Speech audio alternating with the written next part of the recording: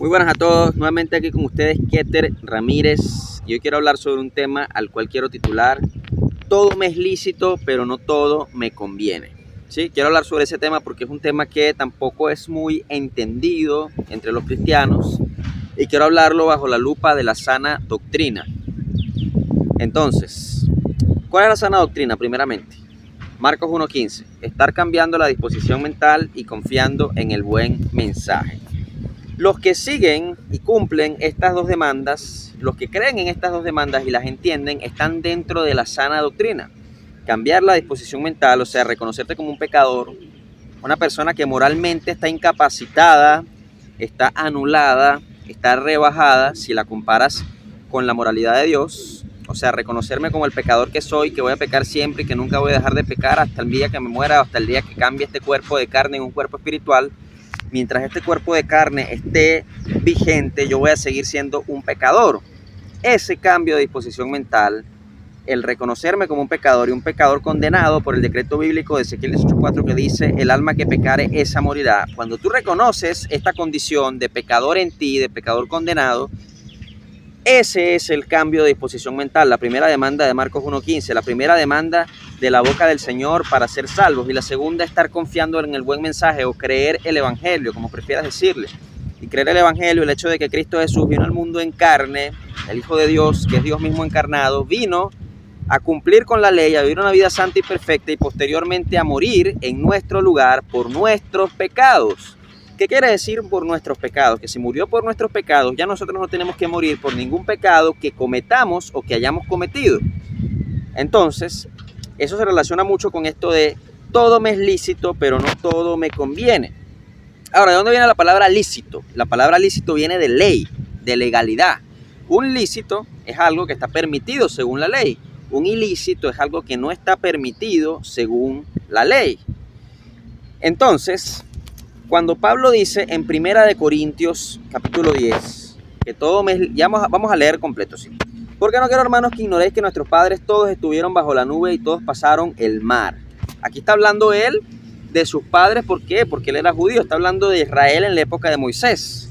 Y todos en Moisés fueron bautizados en la nube y en el mar, y todos comieron el mismo alimento espiritual, y todos vivieron la misma vida espiritual porque bebían de la roca espiritual que los seguía, y la roca era Cristo. Recordemos que cuando estaban en el desierto no tenían agua y de la roca salió agua. Recordemos que el pan que comían era el maná que cayó del cielo. O sea, estaban comiendo comida del cielo. ¿Qué quiere decir Pablo con esto? Que nuestros padres fueron bautizados bajo la nube.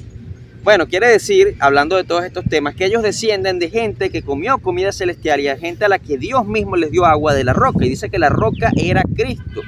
Claro, esto es de manera simbólica que Cristo estaba presente, porque Cristo todavía no había venido. Dice la Biblia que todas las cosas del Antiguo Testamento, del Antiguo Pacto, son sombra de lo que había de venir.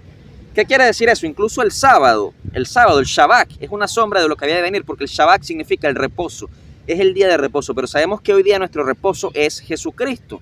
¿Por qué es nuestro reposo? Porque es el que nos libra del pecado, nos libra de la separación de Dios, uniéndonos nuevamente a Dios, y tenemos el reposo y la paz con Dios. Podemos descansar porque no somos acusados de pecados debido a que Cristo ya pagó por nuestros pecados. Entonces, la roca, la que da agua, también es Cristo. Porque él mismo lo dijo, el que tome del agua que yo le daré no tendrá sed jamás. Entonces continuamos porque sabemos que es una simbología de Cristo y que Cristo estaba presente como Dios que es, y sabemos que Dios está con los justos, Dios está con los elegidos, y sabemos que el pueblo de Israel fue el pueblo elegido de Dios. Verso 5, pero de los más de ellos no se agradó Dios, por lo cual quedaron postrados en el desierto. Sabemos que Dios libró al pueblo de Israel, pero hubieron varios, dice que de los más de ellos no se agradó Dios y quedaron postrados en el desierto. Y vamos a explicar más adelante el porqué de estas cosas. Más estas cosas sucedieron como ejemplos para nosotros, para que no codiciemos cosas malas como ellos codiciaron, ni seáis idólatras como algunos de ellos, según está escrito. Se sentó el pueblo a comer y a beber y se levantó a jugar. Ni forniquemos como algunos de ellos fornicaron y cayeron en un día 23,000. Ni tentemos al Señor como también algunos de ellos le tentaron y perecieron por las serpientes. Ni murmuréis como algunos de ellos murmuraron y perecieron por el destructor. Estas cosas le acontecieron como ejemplo y están escritas para amonestarnos a nosotros, a quienes ha alcanzado los fines de los siglos. Así que el que piensa estar firme, mire que no caiga. No ha sobrevivido ninguna tentación que no sea humana, pero fiel es Dios, que no os dejará ser tentados más de lo que podéis resistir, sino que dará también juntamente con la tentación la salida para que podáis soportar. Por tanto, amados míos, huid de la idolatría. como a sensatos os hablo. Juzgad vosotros lo que digo. La copa de la bendición que bendecimos no es la comunión de la sangre de Cristo. El pan que partimos no es la comunión del cuerpo de Cristo. Siendo uno solo el pan, nosotros con ser muchos somos un cuerpo, pues todos participamos de aquel mismo pan. Mirad a Israel según la carne. Los que comen de los sacrificios no son partícipes del altar. ¿Qué digo pues? ¿Que el ídolo es algo? ¿O que sea algo los que sacrifican a los ídolos? Antes digo que los gentiles sacrifican, a los demonios sacrifican y no a Dios. Y no quiero que vosotros os hagáis partícipes con los demonios. No podéis beber la copa del Señor y la copa de los demonios. No podéis participar de la mesa del Señor y de la mesa de los demonios. Os provocaremos a celo al Señor. Somos más fuertes que Él. ¿Y qué dice aquí en el verso 23? Todo. Quédate con la palabra todo. Todo me es lícito, pero no todo conviene. Todo me es lícito, pero no todo edifica. Ninguno busque su propio bien, sino el del otro. Miren, yo había escuchado la brutalidad de las personas, muchas veces no tiene límite. Yo he escuchado personas cristianas enseñando en escuelas dominicales, enseñando en sermones, enseñando, ¿qué te digo yo?, en escuelas ministeriales, diciendo el tema de la salvación cuando se les pregunta o cuando ellos mismos hacen la pregunta para responder a sus personas que están escuchando y dicen algo así como que, bueno, sí, somos salvos por fe, no por obras, pero ¿acaso eso significa que yo puedo hacer todo lo que me dé la gana? Y entonces acuden a este versículo, 1 Corintios 10, 23, pero entonces lo utilizan con una risita y todo, con una risa así como sarcástica. Todo me es lícito, pero no todo me conviene. Todo me es lícito, pero no todo edifica. Entonces te sacan este versículo para decirte que tú no puedes hacer lo que te dé la gana, porque este versículo, según ellos, dice que tú no puedes hacer lo que te dé la gana. Pues yo les voy a derrumbar su castillo de fantasía y les voy a decir algo que les va a doler y que me va a hacer quedar a mí mal, porque ya sé cuáles son las intenciones de aquellos que no están bajo la sana doctrina y que atacan el verdadero evangelio y que me atacan a mí porque piensan que yo estoy incitando el pecado. Pero este versículo sí te está diciendo que tú puedes hacer lo que te dé la gana. Vamos a hablar claro. ¿Qué es lo que dice aquí? Todo me es lícito. Todo. Ya lo dijimos, que lícito es algo que está bajo la ley. Y específicamente estamos hablando de cuál ley, cuál es la ley de la Biblia, la ley de Dios, la ley de Moisés. Esa fue la ley que bajó del cielo y que Moisés le llevó al pueblo. Cuando él dice todo me es lícito, pero no todo me conviene, quiere decir que no hay ninguna ley para nosotros los salvos, los que verdaderamente hemos cumplido las dos demandas de Marcos 1:15, para los verdaderos nacidos de nuevo, no hay ninguna ley que me prohíba nada, porque ya Cristo pagó los pecados. ¿Y qué son los pecados? La Biblia lo dice, el pecado es la infracción de la ley, el rompimiento de la ley es el pecado. ¿Qué quiere decir esto? Que si Cristo pagó por mis pecados, y habiendo ya él cumplido la ley, hizo una sustitución por mí, ya no hay ninguna ley que pueda condenarme, o sea que yo puedo hacer todo lo que me dé la gana. Y yo sé que les va a doler que yo les diga esto a los religiosos, les va a doler que yo les diga esto a los legalistas, a los fariseos, los cuales son la mayoría de los cristianos evangélicos, pero la Biblia lo dice, no lo digo yo. Me libro de toda responsabilidad, de todo ataque, porque la Biblia es la que dice todo, y todo es todo no es casi todo no es 99%, todo no es 80%, todo es 100%. Todo me es lícito. No seas tan bruto y tan animal que vas a querer decir que la salvación es por fe, no es por obras, pero que yo no puedo hacer lo que me dé la gana y sacas este versículo, porque es una animalada, es una estupidez, es una necedad. Y mejor no sigo hablando cosas más fuertes y más graves, porque entonces voy a terminar pecando contra el Señor al insultar a los que dicen que este versículo es el que te dice que no puedes hacer todo, cuando la palabra todo es precisamente la que se está utilizando y dice todo me es lícito pero no todo me conviene. ¿En qué cerebro cabe utilizar este versículo para decir que yo no puedo hacer lo que me dé la gana y que la salvación se podría perder, que Dios no me está dando licencia para hacer lo que me dé la gana? ¿Y qué es lo que dice aquí? Todo me es lícito pero no todo conviene. Ahora bien, ya les dejé en claro a los brutos, a las personas sin inteligencia, a las personas necias, sin sabiduría, y no estoy insultando aquí a nadie porque esa es la verdad, eso es lo que son. De inteligencia no se van a morir, les repito, como lo he dicho en otros videos, de inteligencia se van a morir de cualquier cosa, pero de inteligencia nunca. El que quiere utilizar este versículo, porque la palabra todo es la que está siendo utilizada para decir que todo es lícito, repito nuevamente. Ahora vamos con el pero no todo me conviene. ¿Qué quiere decir todo me es lícito pero no todo me conviene? Que yo puedo hacer lo que me dé la gana y nada me condena porque todo me es lícito. Bajo la ley de Moisés no, pero ya yo no estoy bajo la ley de Moisés, sino que estoy bajo la ley de la gracia, bajo la ley del Espíritu. Y bajo la ley de la gracia, bajo la ley del Espíritu, yo puedo hacer lo que sea. Y como todo es lícito, nada de lo que yo hago me será tomado en cuenta como pecado. Pero, siempre hay un pero en todos lados, pero no todo conviene. ¿Qué quiere decir esto? Que hay cosas que yo las voy a hacer y voy a tener consecuencias. Por ejemplo, una persona que fue salva, si mata a alguien, las consecuencias van a venir. No le conviene matar a alguien. ¿Por qué? Porque va a la cárcel. Una persona que miente, si ha sido salva, no va a perder su salvación, pero mentir no te conviene. Primero que nada porque estás engañando a una persona. Y segundo, primero porque a Dios no le agrada. Y segundo porque estás engañando a una persona. ¿Qué significa que a Dios no le agrada algo?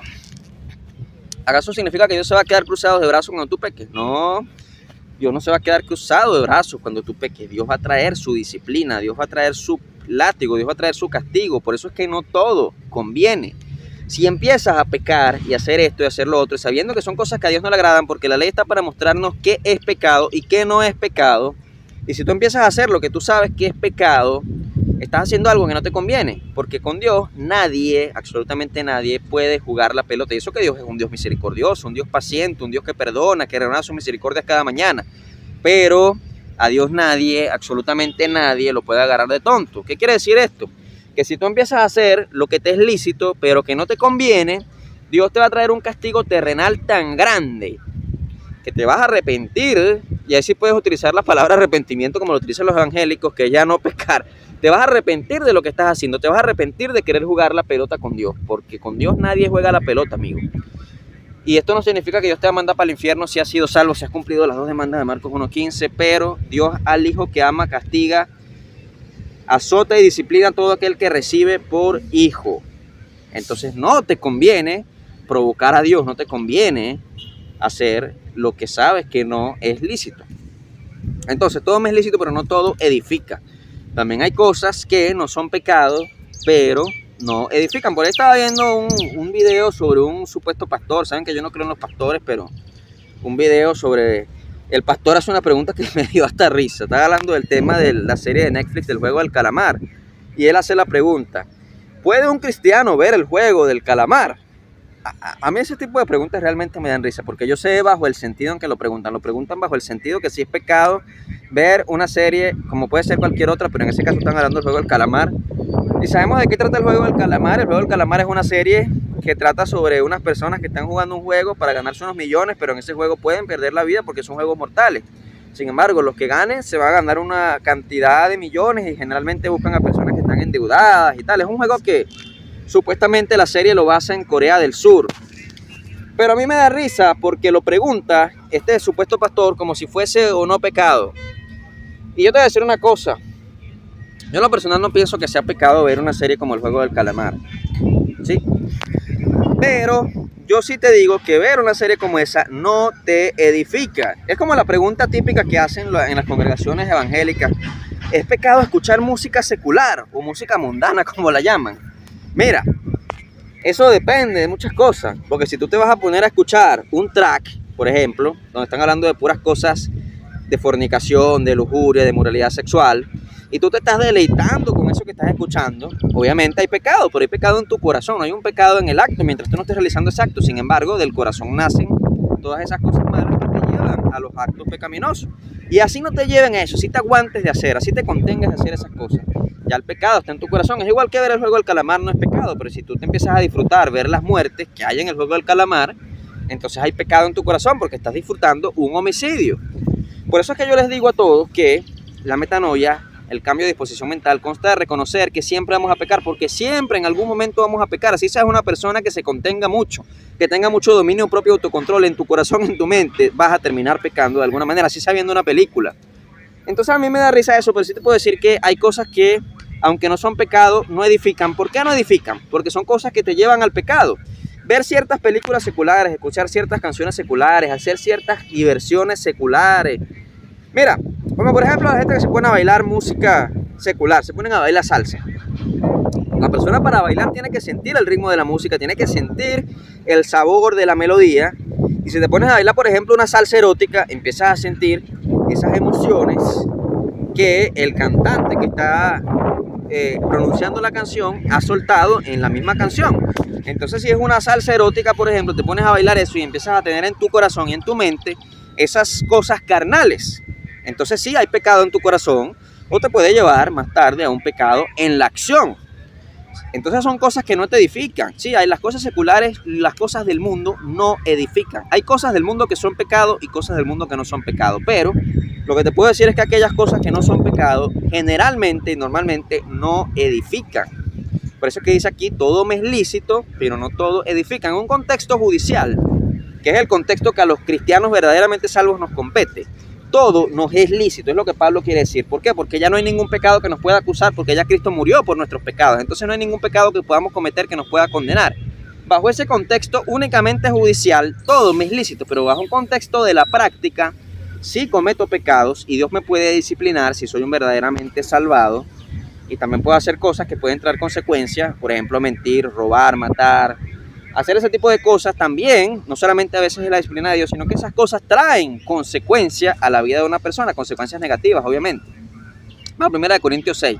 ¿No sabes que los injustos no heredarán el reino de Dios? No erréis, ni los fornicarios, ni los idólatras, ni los adúlteros, ni los afeminados, ni los que se echan con varones, ni los ladrones, ni los avaros, ni los borrachos, ni los maldicientes, ni los estafadores heredarán el reino de Dios. Y esto erais algunos, mas ya habéis sido lavados, ya habéis sido santificados, ya habéis sido justificados en el nombre del Señor Jesús por el Espíritu de nuestro Dios. Mira, cuando dice aquí en esta última parte, ya habéis sido santificados, ya habéis sido lavados, ya habéis sido justificados, se refiere a un contexto judicial.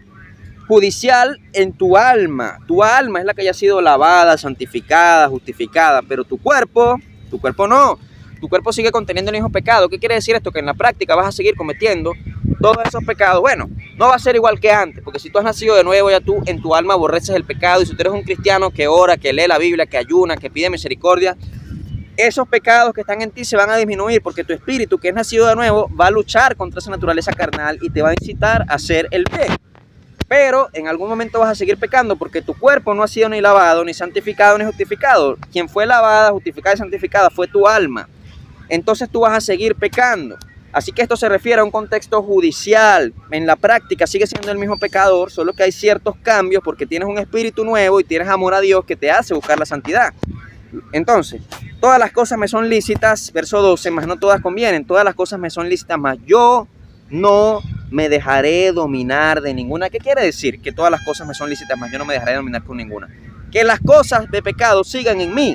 Lo que pasa es que el hecho de que sigan en mí no significa que ya me puedan dominar. Yo no me debo dejar dominar. Van a intentar dominarme. El pecado va a intentar hacerme pecar, pero yo tengo que luchar contra él y no dejarme dominar por ningún pecado. Sin embargo, el pecado sigue en mí. No puedo negar que el pecado sigue en mí. Esa es la metanoia. Por eso Pablo dijo, de los pecadores de los cuales yo soy el primero. Él sabía que él sigue siendo un pecador. Sin embargo, el pecado no lo dominaba porque él oraba, porque él leía la Biblia, porque él ayunaba. Y sí, seguía pecando de vez en cuando, pero ya no era con la misma intensidad y la misma fuerza que antes de conocer a Cristo. Entonces, las viandas para el vientre y el vientre para las viandas, pero tanto lo uno como los otros la destruirá Dios. Pero el cuerpo no es para la fornicación, sino para el Señor para el cuerpo. ¿Por qué habla de la fornicación? Porque la fornicación es uno de los pecados más difíciles de evitar. La lujuria es uno de los pecados que más fuerza tiene en el cuerpo. Entonces, y Dios que levantó al Señor también a nosotros nos levantará con su poder. ¿No sabéis que vuestros cuerpos son miembros de Cristo? Quitaré pues los miembros de Cristo y los haré miembros de una ramera, de ningún modo.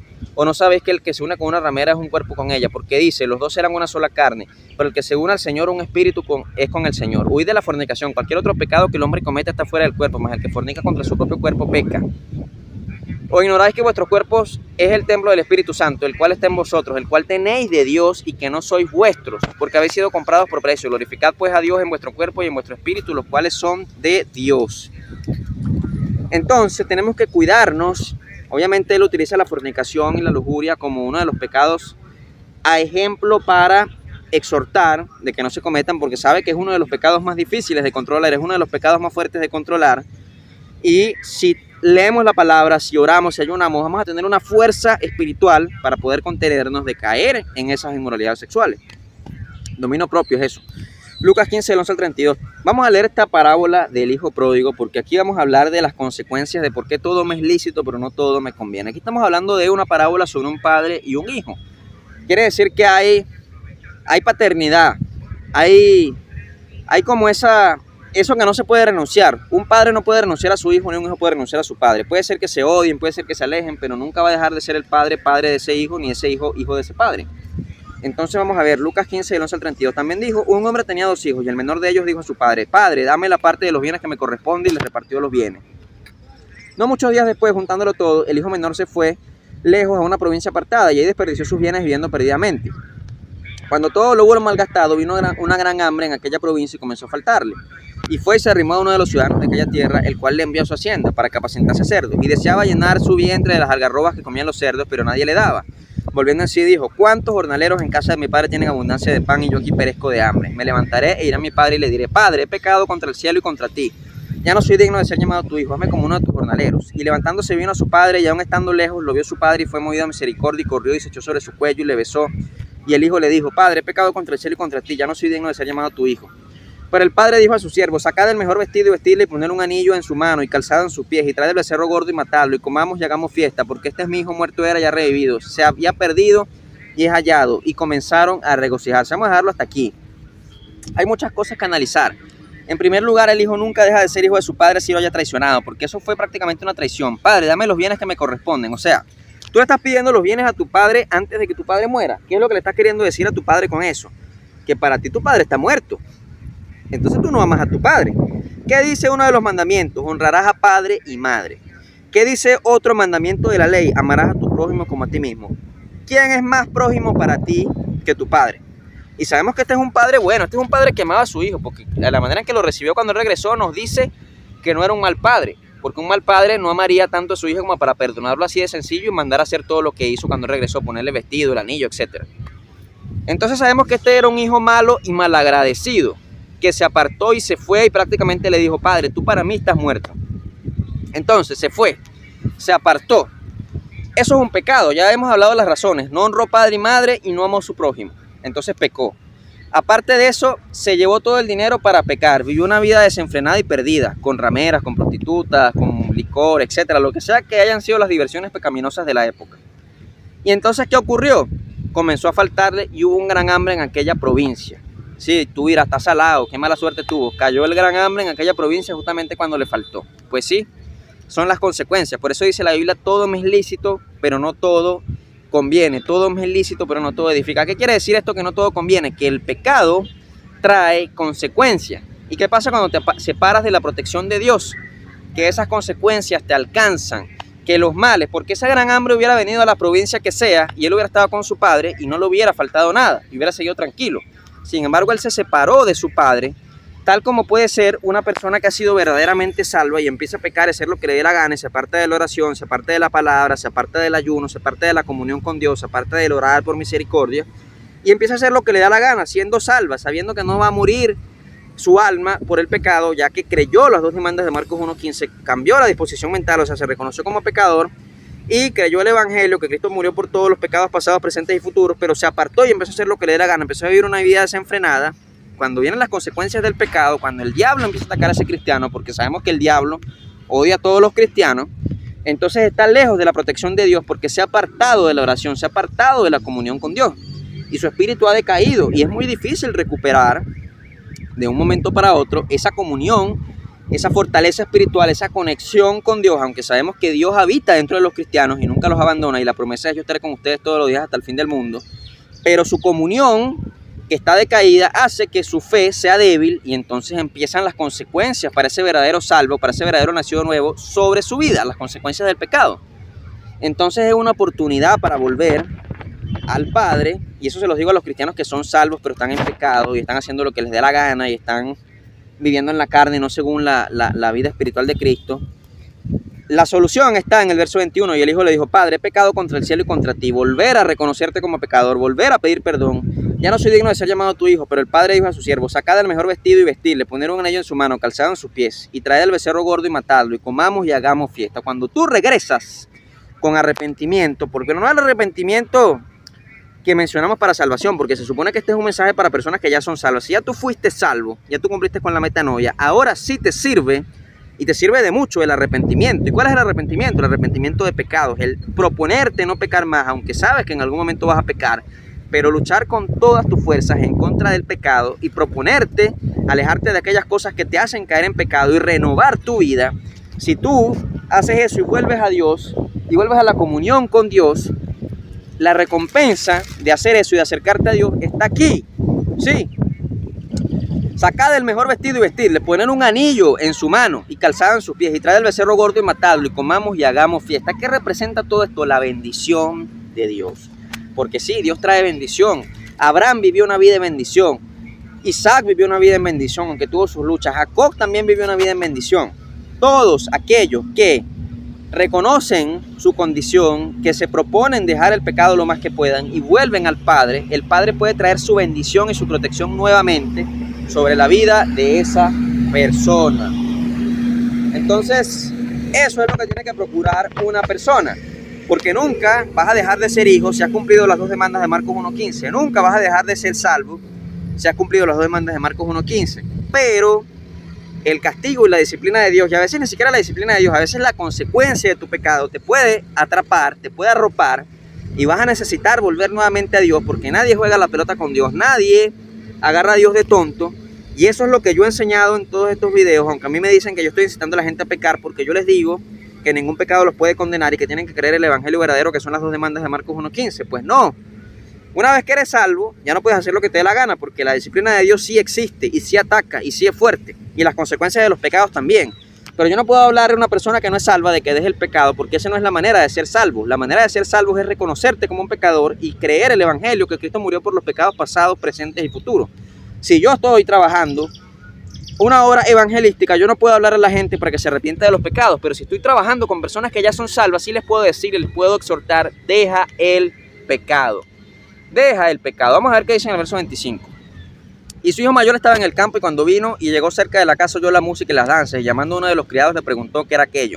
Él le dijo: tu hermano ha venido y tu padre ha hecho matar al becerro gordo por haberle recibido bueno y sano. Entonces se enojó y no quería entrar. Salió por tanto su padre y le rogaba que entrase, mas él respondiendo dijo al padre: he aquí tantos años te sirvo y habiéndote desobedecido jamás, y nunca me has dado ni un cabrito para gozarme con mis amigos.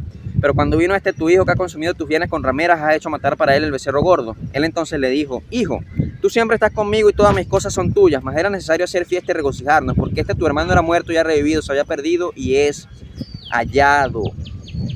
Miren, no podemos ser duros con las personas que se apartan de la santidad y empiezan a vivir una vida desenfrenada de hacer lo que les da la gana, porque todos somos pecadores. Como dice este hijo: nunca te he desobedecido jamás. Todos han desobedecido a sus padres y todos han desobedecido a Dios en algún momento. Y no solamente una, sino muchas veces. El único que nunca desobedeció, el único que tuvo una obediencia perfecta fue Jesús.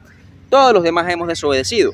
¿Qué quiere decir esto? No dejemos que el ego nos gane si hemos sido salvos. No juzguemos a otros de una manera condenatoria. Podemos juzgar en el sentido de discernir lo que es bueno y lo que es malo, pero no podemos juzgar en el sentido condenatorio con una persona que ya ha sido salva. Y hay muchas personas que creen que son hijos, pero no son hijos porque nunca han tenido la metanoia, nunca se han reconocido como pecadores y nunca han cumplido la segunda demanda, que es creer el evangelio completamente, sino que lo creen de manera parcial. Ellos no son hijos, y ellos son los que generalmente juzgan a los que son salvos, diciendo: ¿cómo es que se apartó al pecado y ahora regresa y se la tira de santo y anda un día en el mundo y un día en la congregación, anda un día en el mundo y un día anda orando? Y empiezan a jugar. Esas son las personas que no han recibido la metanoia, que no han reconocido su condición como pecadores. Entonces a esas personas yo las invito a que cumplan las dos demandas de Marcos 1.15, cambiar la disposición mental y confiar en el mensaje para alcanzar la salvación verdaderamente y poder ser llamados verdaderamente hijos de Dios. Hasta aquí el video de hoy. Solo quería hablar de ese tema. Todo me es lícito, pero no todo me conviene. Sí, todo lo que puedas hacer si eres salvo no te sería pecado judicialmente, no te vas a condenar, pero eso no significa que sea bueno que lo hagas. Y si es pecado y no le agrada a Dios, no lo hagas. Bendiciones.